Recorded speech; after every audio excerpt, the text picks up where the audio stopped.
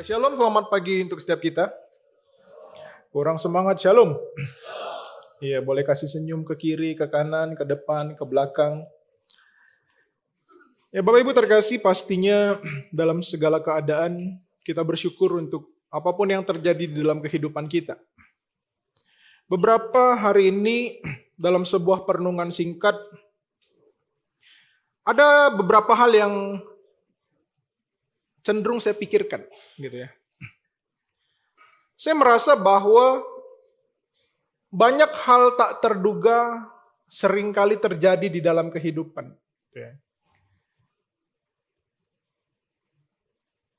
Saya yakin dan percaya di dalam kehidupan Bapak Ibu terkasih juga kerap kali mengalami hal-hal tak terduga. Tapi saya yakin dan percaya di dalam segala keadaan itu Tuhan tetap baik di dalam kehidupan kita. Amin. Yesus besar banget aminnya. Banyak yang tak terduga sepertinya. Bapak Ibu terkasih, hari ini firman Tuhan saya beri judul Rumah Bukan Sekedar Tempat. Sebelum lebih jauh membaca dan merenungkan firman Tuhan, saya ingin memulai khotbah ini dengan sebuah pertanyaan sederhana. Apa arti rumah bagi Bapak Ibu saudara-saudari terkasih? Boleh coba kita pikirkan sejenak. Kalau ada pasangannya di sebelah, bolehlah diskusi gitu ya. Kalau yang sendirian, boleh juga diskusi. Tapi pastinya rumahnya beda gitu kan. Apa arti rumah bagi Bapak Ibu, saudara-saudari terkasih secara sederhana? Pada prinsipnya mungkin kita berkata bahwa rumah adalah tempat di mana kita bisa tinggal. Tempat di mana setelah lelah berjuang seharian, kita bisa pulang. Rumah adalah tempat untuk bertemu dan berjumpa. Bapak Ibu terkasih, rumah kerap kali di pikiran kita hanya sebuah tempat. Bahkan kalau kita pikir-pikir ketika berbicara rumah hari-hari ini, rumah hanya sebuah tempat persinggahan. Tidak ada interaksi. Pagi sudah pergi kerja. Malam pulang. Besok pagi seperti itu lagi. Repetisi gitu ya. Setiap hari. Bahkan kadang yang hidupnya terlalu produktif, hari Minggu, hari libur pun keadaan seperti itu. Ada pula Bapak Ibu terkasih, rumah sebagai tempat yang sepi. Tempat yang kasih itu begitu kering. Apalagi kalau usia kita semakin menua gitu ya. Anak-anak mulai merantau, anak-anak mulai dengan pasangannya, rumah menjadi tempat yang begitu sepi. Tapi Bapak Ibu terkasih, ada pula mungkin rumah itu tempat pertempuran. Setiap pulang ke rumah harus bertempur gitu ya. Piring terbang, buku terbang, pisau terbang, dan sebagainya. Rumah kerap kali bukan seperti taman yang indah, tetapi seperti padang gurun yang kering. Nah Bapak Ibu terkasih, saya nggak tahu secara khusus gambaran rumah yang kita diami hari-hari ini seperti apa. Tetapi di dalam kehidupan, seseorang bisa memiliki rumah, tetapi belum tentu memiliki ketenangan.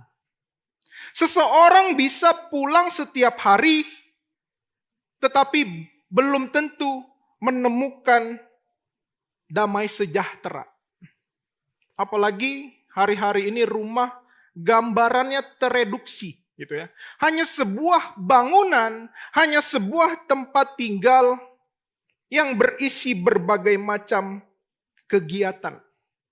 Seperti tadi saya bilang, pulang hanya untuk tidur, untuk makan, besok berangkat lagi dan sebagainya. Nah, Bapak Ibu terkasih di dalam nama Tuhan Yesus, mengapa ini terjadi? Saya yakin dan percaya kita perlu jujur bahwa rumah yang kering, rumah yang hanya berisi aktivitas-aktivitas biasa, itu terbentuk bukan karena begitu saja. Ada pemicu, ada penyebab yang perlu sama-sama kita bedah, gitu ya. Tapi saya yakin dan percaya rumah Bapak Ibu terkasih penuh dengan sukacita, amin. Penuh dengan damai sejahtera, amin. Amin ya Bapak Ibu. Nah Bapak Ibu terkasih, ada dua hal besar yang sering kali menunjukkan kenapa rumah itu menjadi tempat yang tidak hangat lagi. Kenapa rumah menjadi tempat yang begitu kering? Yang pertama seringkali dihubungkan bahwa rumah tempat berisi orang-orang yang begitu sibuk dengan aktivitasnya. Tidak ada lagi waktu. Tidak ada lagi kesempatan untuk ngobrol sama pasangan, untuk ngobrol sama anak-anak, dan sebagainya. Yang kedua, Bapak Ibu bisa next.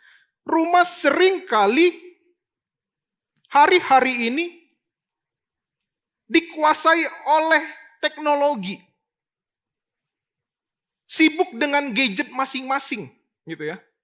Anak di kamarnya sendiri, suami di ruang kerjanya sendiri, istri di dapur dengan gadgetnya sendiri sambil bikin konten, gitu kan.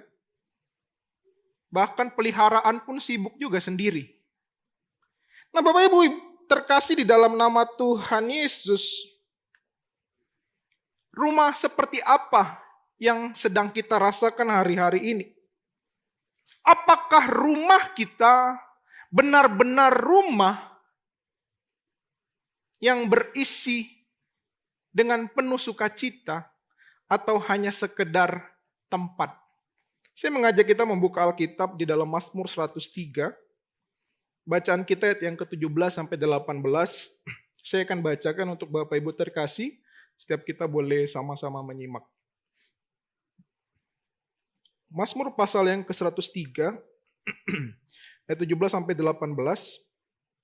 Tetapi kasih setia Tuhan dari selama-lamanya sampai selama-lamanya atas orang-orang yang takut akan Dia dan keadilannya bagi anak cucu, bagi orang-orang yang berpegang pada perjanjiannya dan yang ingat untuk melakukan titahnya. Saya yakin dan percaya Bapak Ibu terkasih, rumah di dalam kehidupan kita menjadi bagian yang penting. Kalau kita belajar dulu, secara khusus digambarkan rumah atau tempat tinggal itu menjadi kebutuhan primer, kebutuhan utama. Nah Bapak Ibu terkasih, hal ini bukan berangkat dari masa kini saja. Tetapi ketika berbicara rumah sebagai tempat yang penting, itu juga sudah ditunjukkan dari zaman dulu. Kalau kita perhatikan, dari awal Tuhan menciptakan manusia, pada zaman Adam dan Hawa, kita melihat dan memperhatikan bahwa rumah itu adalah tempat yang penting. Di dalam mandat kebudayaan dikatakan bahwa rumah itu secara naluriah dibutuhkan oleh setiap manusia. Untuk tempat berteduh, untuk tempat tinggal, panas nggak kepanasan, hujan nggak kehujanan, gitu ya. Nah, dari ayat yang kita baca, memang tidak dituliskan secara langsung makna dan fungsi rumah secara nyata. Tetapi Bapak Ibu terkasih, kita menemukan bahwa di sini ada beberapa hal penting yang ingin disampaikan secara khusus dalam hubungannya berbicara tentang rumah. Kalau kita melihat ayat yang barusan kita baca di sini, Penulis ingin memberitahukan bahwa rumah itu adalah tempat di mana kasih setia Tuhan bisa dinyatakan, gitu ya. Bahkan dikatakan untuk generasi-generasi seterusnya, anak cucu dan sebagainya.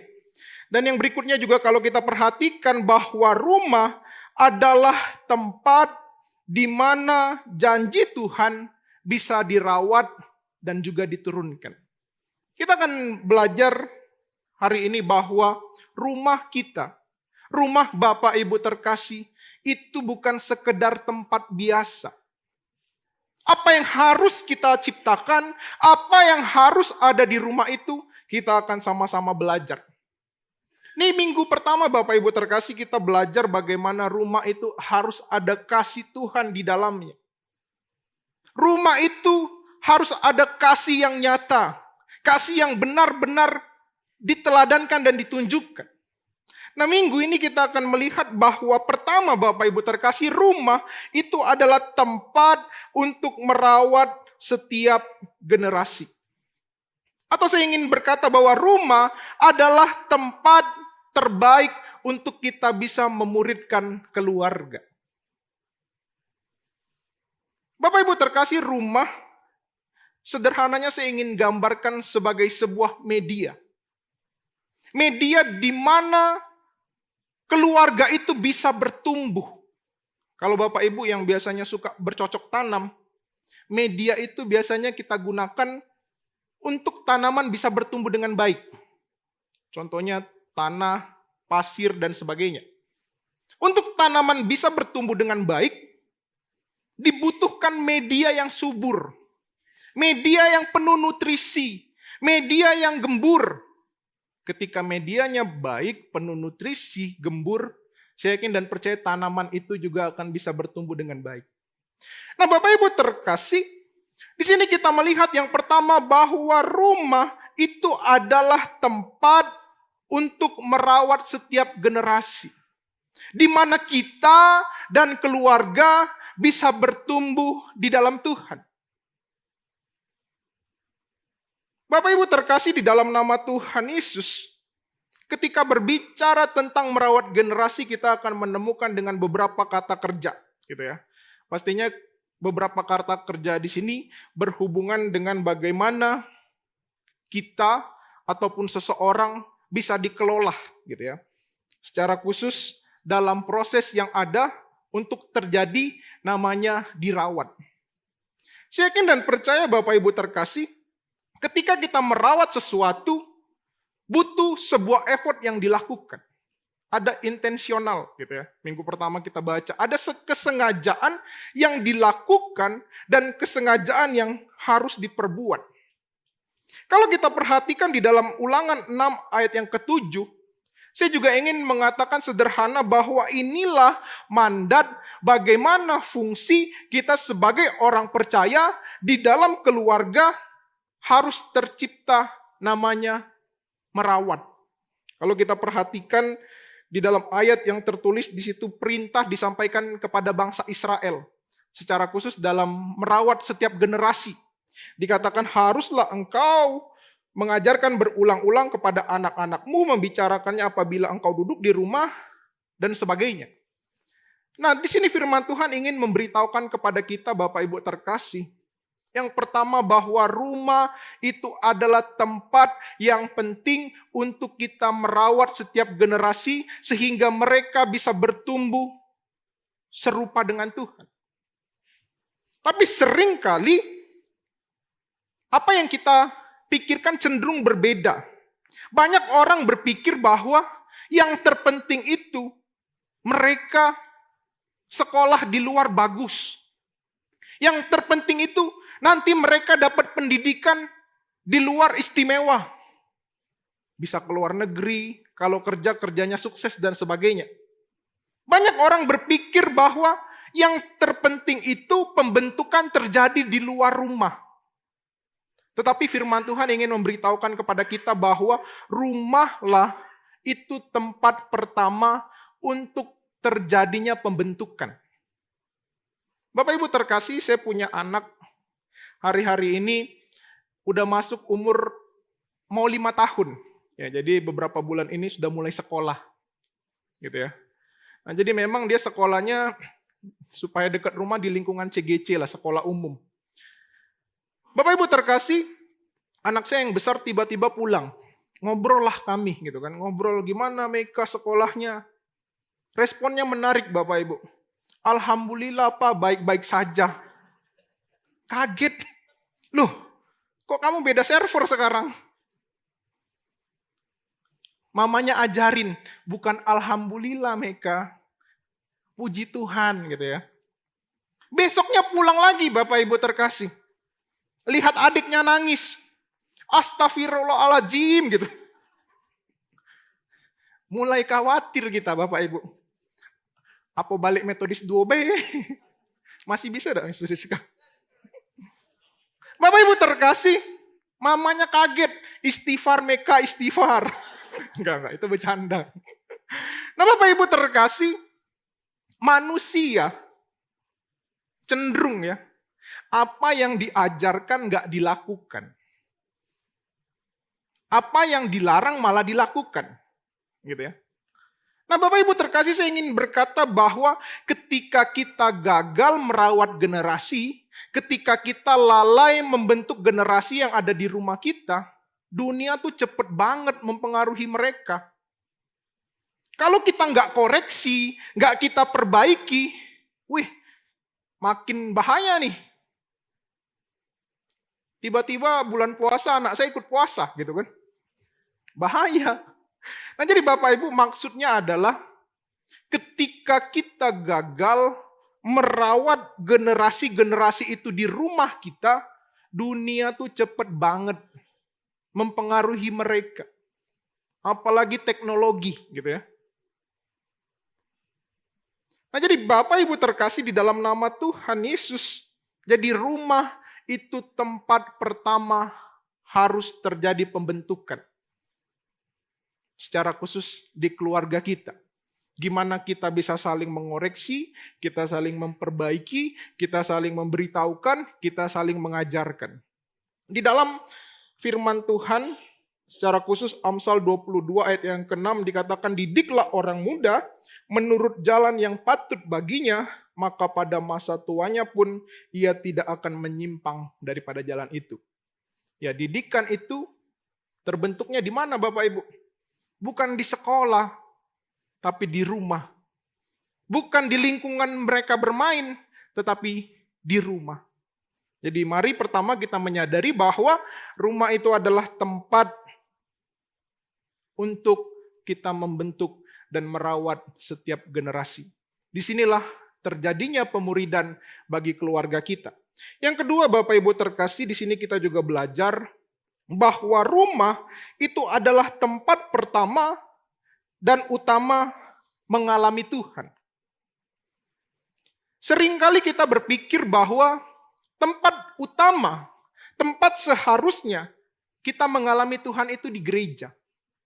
Sering ya Bapak Ibu. Apalagi kita kadang merasa bahwa rumah itu bukan berbicara tentang hal yang rohani. Bukan berbicara hal yang spiritual. Cenderung kita memisahkan di rumah, ya perkara rumah lah. Aktivitas, main-main, liburan, dan sebagainya. Dan ketika berbicara hal spiritual, berbicara hal rohani, seringkali baru kita akan menghubungkannya dengan gereja. Nantilah cuantau, tunggu ke sekolah minggu, baru dengar firman Tuhan. Nantilah cuantau, tunggu ke sekolah minggu, baru memuji Tuhan dan sebagainya. Nah Bapak Ibu terkasih, saya ingin berkata bahwa itu salah. Gitu ya. Tempat utama seharusnya kita mengalami Tuhan itu bukan di gereja. Memang seharusnya di gereja kita mengalami Tuhan. Tetapi bukan yang utama hal itu terjadi di gereja. Yang utama harus ketika kita mengalami Tuhan itu terjadi di rumah kita. Mengalami Tuhan itu dimulai dari rumah kita Bapak Ibu terkasih. Dan saya ingin berkata bahwa tempat terbaik untuk kita mengalami Tuhan, merasakan kasih Tuhan, itu di rumah kita. Tempat terbaik kita baca Alkitab, berdoa, merenungkan firman Tuhan, itu di rumah, Bapak Ibu terkasih. Nah, Bapak Ibu terkasih di dalam nama Tuhan Yesus, kalau kita perhatikan di dalam Alkitab, kita menemukan beberapa tokoh yang secara khusus menjadikan rumah tempat mereka mengalami dan bertemu dengan Tuhan. Kalau kita perhatikan ada seorang bernama Daud, gitu ya. Daud dari kecil kalau kita perhatikan dia senang sekali merenungkan Taurat Tuhan. Dan dia merenungkan Taurat itu di mana? Di rumah. Kita juga bertemu dengan Samuel. Samuel adalah seorang dari anak yang dididik di rumah secara konsisten oleh mamanya setiap hari sebelum dia dibawa ke bait Allah. Ada juga seorang yang bernama Timotius. Dia bisa menjadi pelayan Tuhan di usia muda karena punya seorang mama dan juga seorang nenek yang setiap hari mengajarkannya Taurat Tuhan di rumah. Kita juga melihat ada seorang yang bernama Daniel. Ketika dia mengalami masa-masa sulit, tidak boleh menyembah Tuhan, harus menyembah raja, tetapi dia naik ke suatu rumah untuk menyembah Tuhan. Nah, Bapak Ibu terkasih, saya ingin berkata bahwa rumah itu tempat seharusnya yang utama kita mengalami dan merasakan Tuhan. Kalau di rumah aja kita nggak pernah merasakan kasih Tuhan, anak-anak kita nggak pernah mengalami kasih setia Tuhan, wajar. Di gereja pun saya yakin dan percaya kita nggak bisa mengalami kasih Tuhan. Semua itu harus dimulai dari rumah kita. Semua itu harus dimulai dari rumah Bapak Ibu terkasih. Ya. Kalau saya gambarkan rumah itu sebagai laboratorium imam keluarga. Bagaimana anak-anak mendengarkan orang tuanya berdoa untuk dia. Gitu ya. Bagaimana anak-anak bersama orang tuanya membaca firman Tuhan. Bagaimana anak-anak dan juga keluarga merasakan mujizat Tuhan di rumah itu. Nah, jadi Bapak Ibu terkasih, rumah kita, rumah Bapak Ibu harus menjadi tempat utama setiap keluarga kita mengalami Tuhan. Amin Bapak Ibu terkasih. Dan yang ketiga Bapak Ibu terkasih, di sini kita juga belajar bahwa rumah itu tempat memberkati dan juga mengalami berkat Tuhan. Kalau saya tanya kepada setiap kita ketika berbicara tentang yang rumah yang diberkati itu seperti apa, mungkin kita akan cenderung berpikir bahwa rumah yang diberkati itu rumah yang mewah, rumah yang bermegah, rumah yang berisi fasilitas yang begitu banyak, lengkap dan sebagainya. Tetapi Bapak Ibu, saya ingin berkata bahwa rumah yang diberkati adalah rumah yang nyata kasih Allah hadir di dalamnya. Rumah yang diberkati itu bukan berbicara tentang apa yang kita miliki. Rumah yang diberkati itu bukan berbicara tentang apa yang kita punya. Bahkan rumah yang diberkati cenderung digambarkan dengan apa yang bisa kita berikan. Tetapi saya ingin berkata Bapak Ibu terkasih secara khusus di dalam firman Tuhan mengingatkan kepada kita bahwa rumah yang diberkati itu adalah rumah di mana kasih Tuhan itu hadir secara khusus di dalam kehidupan setiap keluarga. Rumah yang diberkati itu adalah rumah di mana kasih Allah itu nyata.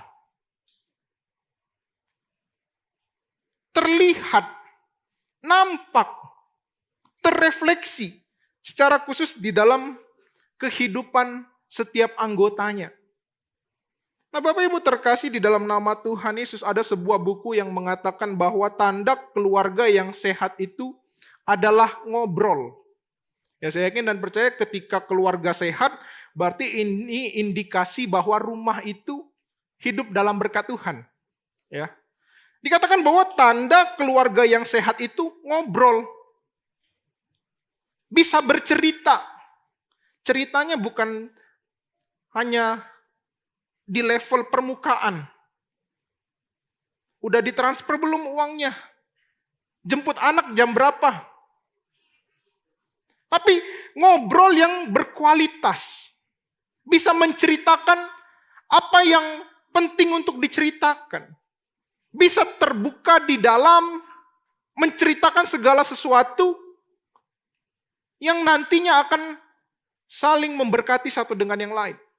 Nah, Bapak Ibu terkasih di dalam nama Tuhan Yesus, saya nggak tahu kondisi rumah kita seperti apa.